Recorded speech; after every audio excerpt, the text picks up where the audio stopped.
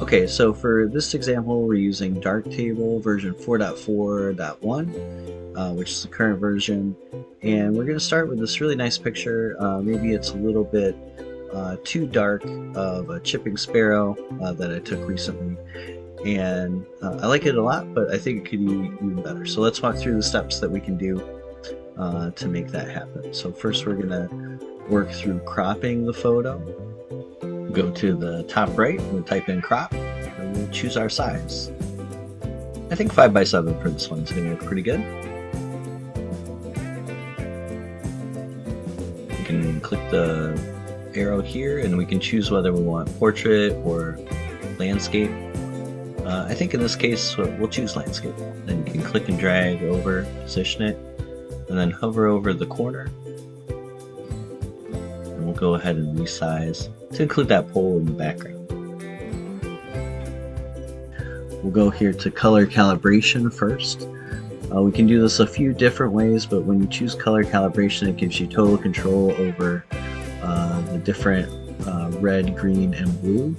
So you can really make that fit where your feel. So right now this feels like we could pump the reds a little bit and maybe adapt the greens and the blues and make it so that that white really stands out and we get to a nice true white color.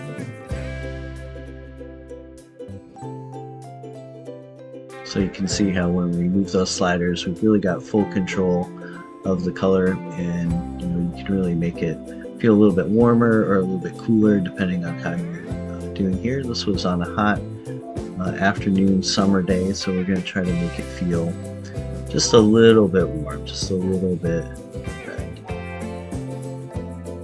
So now we're about halfway through the modification. If you're enjoying this or learning something, please like and subscribe. Next, we'll type in exposure.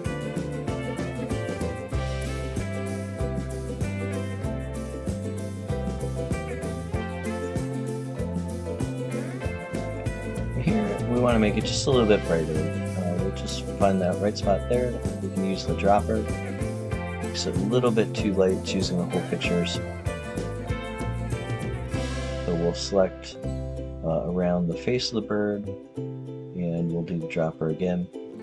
It's looking much better. You could still do a little bit of manual edits just to bring it down just slightly to give it the look that we want. So now we've got a nice bird with a nice bright white chest point. For Filmic RGB, we're focused mostly on taking the shine away, so we'll look at the white relative exposure and we'll adjust that up, and then we'll tweak in the black relative exposure so that we've got good color on the wings of the bird.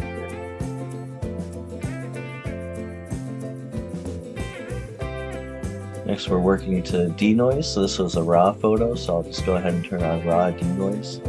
I think the general setting is just fine in terms of intensity.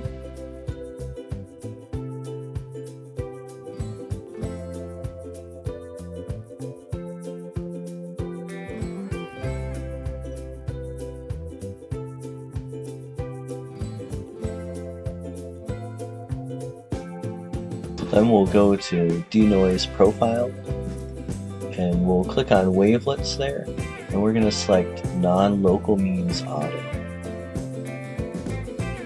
Then we'll adjust the pixel weighting and also the intensity or strength, just until we've got the noise cleaned up, but we don't have too much blurring. So now we'll zoom back out, and we'll see that we've got a really nicely colored bird in a well-structured picture. Looks really nice. Now we'll focus on just bringing out some of those colors, so we'll go to Chroma and we'll adjust the reds just a little bit up to help the crown of the bird, maybe bring out some of the color in the feathers. Just enhance the edges just a little bit. Really make those feathers stick out.